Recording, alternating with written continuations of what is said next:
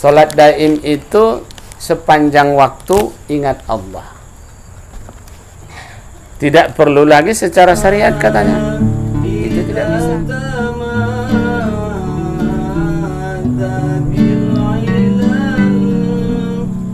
Innal habib al-mustafa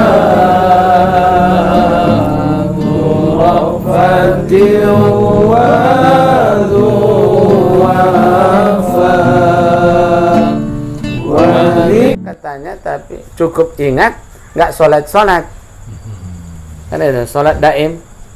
Sholat daim kan istilah orang-orang apa, hakikat itu ada sholat daim namanya. Sholat daim itu sepanjang waktu ingat Allah. Tidak perlu lagi secara syariat katanya. Itu tidak bisa. Seharusnya dan sepatutnya dalam praktek syariatnya lah kita praktekkan hakikat itu. Maka ketika takbir Allahu Akbar, yang menggerakkan ini adalah atas kuasa dan kehendak Allah. Berapa banyak di antara kita berkali-kali kejadian tidak ada keinginan untuk datang ke sini mengaji. Ada rasa malas, ada rasa berat, tapi Allah menggerakkan hati kita untuk jalan saja datang ke sini dengan kekuasaannya, kudrat dan iradatnya, maka kita datang ke sini. Tapi kalau kita sendiri yang punya kudrat iradat, selalu terjadi ada ketidakseimbangan itu. Tapi kalau kembalikan kepada Allah, ada keseimbangan antara kudrat dan iradat, tidak bisa dilepas. Kalau kita kudrat iradat kita kan kadang kudrat, kadang tidak. Ada kudrat, iradatnya nggak ada. Ada iradat, kudratnya nggak ada. Ada keinginan, kemampuan nggak ada. Ada kemampuan, keinginan nggak ada. Kalau terlaksana, berarti dua-duanya ada. Kudratnya ada, iradatnya ada. Kalau Allah, tidak ada itu berkurang. Tidak menjadi lemah, dan tidak pula dia menjadi karohah.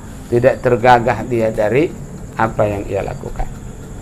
Untuk itu, setiap langkah kita dalam hidup ini, ingatlah Allah yang menggerakkan dan yang berkehendak atas semua itu adalah Allah. Maka kalimat hauqalah itu, setiap kita keluar dari rumah, ucapkan hauqalah, la haula wa la quwwata illa billah. Setiap kali kita melihat orang, setiap kali kita melihat pepohonan, setiap kali kita melihat alam ini, jangan lupa membaca hauqalah. Termasuk itu nasihat daripada Syekh Abu Bakar Al-Adnani yang baru meninggal, almarhum, yang baru meninggal di Yaman itu. Setiap kali kau melihat apapun di dunia ini, jangan pernah lupa membaca hauqalah, la haula wa la quwwata illa billahil aliyyil azim. Supaya semakin lengket, semakin dekat kita kepada Allah Subhanahu wa taala. Praktekkan aja dalam sholat. Praktekkan aja nanti dalam zikir kita, dalam zikir la ilaha illallah. Kalau kau yang menggerakkan, maka kau akan tertidur nyenyak.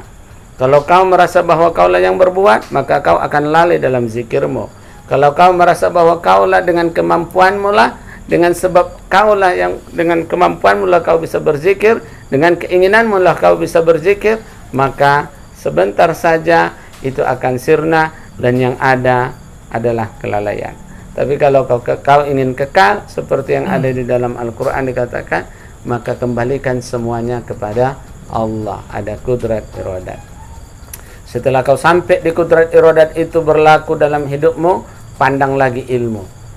Ilmu bahwa setiap kali engkau melakukan zikir, melakukan apapun dalam hidup ini, sebenarnya Allah tahu. Wallahu khalaqakum wa ma ta'malun.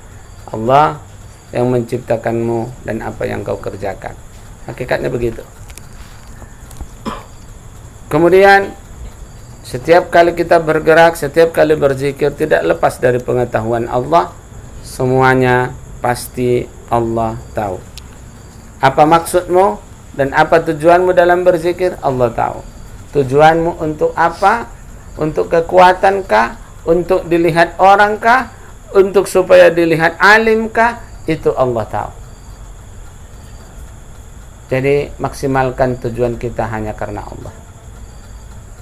Banyak orang berzikir, kelihatan ahli zikir, tapi rupanya jauh daripada yang dizikirkannya, jauh dari tujuannya, ingatannya kepada Allah. Zikirnya berbeda. Tujuan zikir secara harfiah, zikir bahasa, zikir mengingat Allah, tapi yang diingat bukan Allah. Itu yang susah. Maka banyak orang ketika ada orang wafat, tapi itu selama hidupnya berzikir, tapi kalau lihat cara wafatnya kok jelek kali gitu, bisa jadi bukan berzikir karena Allah. Maka memperbaiki niat itu perlu, memperbaharui niat itu sangat perlu. Setelah ilmu, masuklah hayat. Saat ini kau bisa bergerak, saat ini kau bisa berbicara, saat ini kau bisa semua apa yang kau lakukan karena ada nyawa diberikan Allah, ada kehidupan diberikan Allah. Maka harus dibuat ini sifat yang 7 ini, ma'ani ini ketika kita berzikir, ketika kita sholat harus diterapkan. Maka kalau almarhum ayah mukmin kan, ketika kita mau sholat, pandang dulu garis zikir la ilaha illallah, la ilaha illallah, baru kita takbir. Ada jembatan kita, ada jembatan kita untuk menetap kepada ingatan itu kepada Allah, dan ada senjata kita. Maka kemarin berzikir kita setidaknya begini, nggak bisa kita belum khusyuk secara keseluruhan, tapi ada keyakinan kita bahwa yang kita sembah itu Allah, bahwa ada di dalam tubuh kita yang menjadi saksi kita terapkan bahwa pengakuan jasmani dan rohani kita tidak ada Tuhan kecuali Allah. Yang ada dalam hidup itu Allah. Allahu Akbar. Maka sebelum takbir, pandanglah garis zikir la ilaha illallah itu. Ketika kita takbir, kudrat, irodat, ilmu, hayat, sama, basar, kalam berlaku di situ. Allahu Akbar.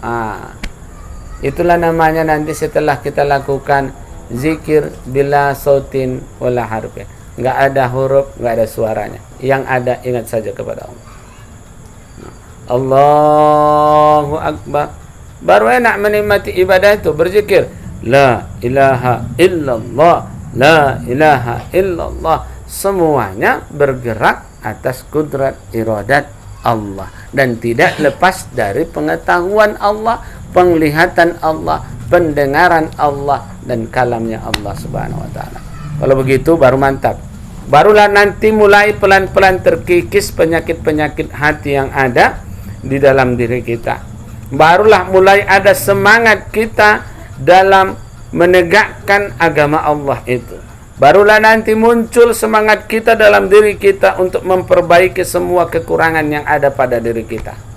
Terus melihat kekurangan sehingga semangat memperbaikinya. Bukan melihat kebaikan, bukan melihat amal yang banyak, tapi melihat selalu menatap ada kekurangan demi kekurangan dalam diri kita sehingga ada semangat untuk terus memperbaiki diri.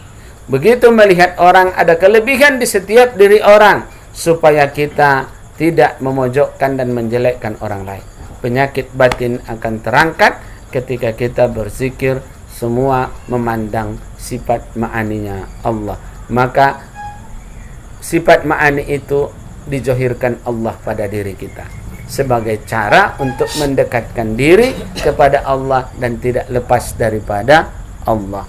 Kalau ini tidak, maka kita dalam langkah, dalam gerakan, semua kita merasa diri kita dan lepas dari Allah. Itu yang susah. Untuk itu kita tidak boleh lepas dari Allah, karena memang tidak bisa lepas dari Allah. Kita dalam ilmu bisa, maunya dalam amal juga bisa. Tidak hanya sekedar dalam ilmu kita kenal Tuhan itu kuasa, tidak hanya sekedar dalam ilmu kita tahu Allah itu berkehendak, mengetahui, tapi dalam praktek perbuatan hidup kita harus kita praktekkan, harus kita tunjukkan bahwa Allah lah yang berkuasa dalam hidup kita. Bukan sedikit orang yang faham dengan ilmu ini, dengan keilmuannya yang sangat luar biasa.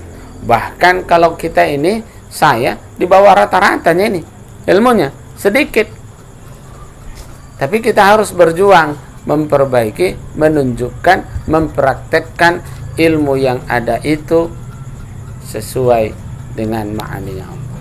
Kita tunjukkan dalam diri kita, mengingati Allah, sehingga kenikmatan-kenikmatan dalam berzikir kita rasakan, sehingga muncullah rasa rindu kepada Allah. Kalau udah rindu kepada Allah, udah enak.